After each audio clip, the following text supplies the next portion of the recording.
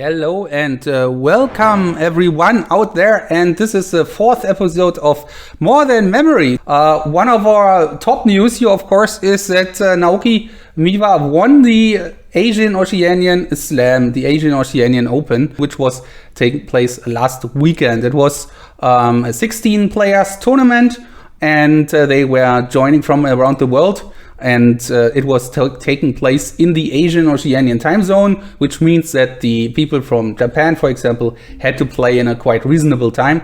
But there are 3 slam tournaments and in one in each time zone. So it should be fair in the end for everyone. So our top news number 2, and that's what I wanted to talk about, the speed cards issue, because there was a question. The IAM questioned the community if the speed cards should remain just with physical cards or also with digital cards.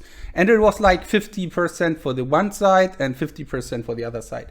In the end, now the IAM decided to give the competitors a choice. You can choose if it's digital or with physical cards. And the main reason for that is that actually it's for me it's also a personal thing, because as you know, I have this muscle disease, so my muscles decrease and I really have a hard time picking up cards, turning them around without letting them falling to the floor and things like that. So the idea, or my request, was if I can do it digital, and they said yes, of course you can do it digital if you can't move the cards with your fingers anymore. But then of course the situation is that I'm not in the field with everyone else, because I'm the only one doing it digital. And this also feels a bit exclusive, because then you might have the feeling that digital cards is a bit easier. So this is a bit of a weird situation. So the best inclusive situation is, or solution is, that everyone can choose. So I'm just among everyone else, and everyone who has a problem with something like that is also among everyone else, so no one needs some special treatment or anything like that. By the way, Mira Jettle, thank you very much for 2 gifts. That is very, they're very kind. Thank you very much. So this is speed cards, and this takes place from now onwards. The first tournament doing that is the German Open next weekend. I will also participate there. And top 3 on our news here, last one, is that the Memory League World Records, so the records which were achieved on Memory League in slams and the World Championship, are now official world records. That doesn't mean that the live Memory League tournament records are replaced. So there will be still live tournament records and remote tournament records. The reason for that is that after a longer discussion, it feels like that a live tournament is way more difficult to achieve a good score, because the atmosphere is different. You have to travel to a different country in the world. It's very hard to maybe also have an audience around you. And in the remote championship, you just sit at your desk, and it's way easier then maybe to adapt to the atmosphere.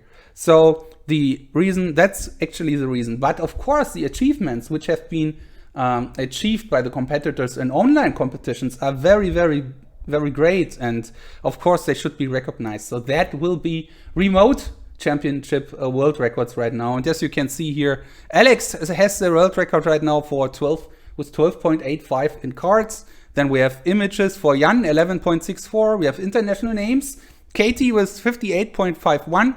We have numbers, 11.951 for Andrea, and words, we have Katie with 47.04 seconds. National names is a bit of a different story, because we got a couple of questions about that already.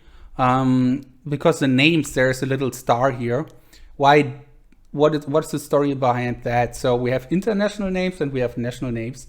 And right now it's like that the national names record, actually it counts this tournament. So yeah, let's get a bit back. So the idea is that in traditional format competitions, we always have new faces. So someone have to look up all the faces, and then in the competition, we would use these faces. For the traditional format, it's not so difficult because it's not so many. In a traditional competition, you need a bit more than 100 with a national format. So for the Memory League tournament, you need a lot of more phases because there are a lot of rounds, and let's say you play your opponent in a match and you choose names and the other one chooses names, so it's already 60 in the first set, and the next one again 60, so it can be like 120 in 2 sets already. So a lot of names and faces are needed. And the idea is that in international names, the biggest impact on the scores seems to be the difficulty of the names. So sometimes the international names look a bit easier, sometimes a bit more difficult. So it looks like that the biggest impact, also if you look on the results of the people, is the difficulty of the names. And that means you need a bit more you need a certain level of creativity to make something up. And this was supposed to be also the initial idea of having this names discipline. In national names, it's a bit different, because in national names you have well-known names because you have played that a lot. Some would say you have learned them by heart. I wouldn't say that. Actually, I think if you play it very often, it's almost the same. And you see the same name again and again and again. And so you get used to the names. The names are not difficult anymore for you because you have a fixed image for every single name. And the faces are also always the same. So you would in the end up with having always the same faces, having always, even though there's a bigger pool of a couple of hundreds of faces, but it's just connecting a well-known face to a well-known name. And this is different from live competitions, because in live competitions there have been always new faces, also in Memory League live competitions.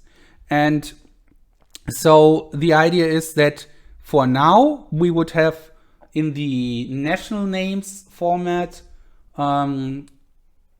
we try to have always for Memory League tournaments new faces. The idea is to test the faces issue in terms of we will have new faces for the next slam as well, the African European Open, which will take place in the beginning of November. We will have also new faces for that. And then we have good data to compare the results of having new faces with having not new faces, old faces. And if the results are not different, so if you see the influence, the impact of new faces is not there, or very, very small margin, then of course there is no point, at least in my point of view also, should we put all that effort into finding new faces. Because you can of course look things up in the internet, but you always need royalty-free images. And there are websites like Pixabay and Pexels, which are very cool.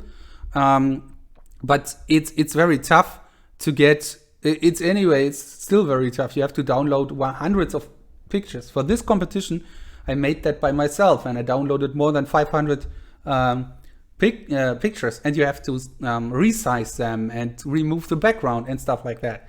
So it's not very straightforward.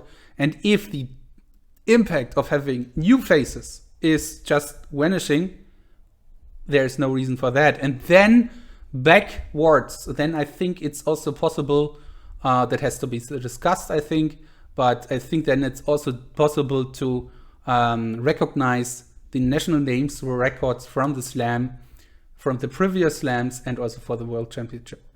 And this is also one point. Right now the idea is only having these competitions. I don't know, this is also my personal opinion.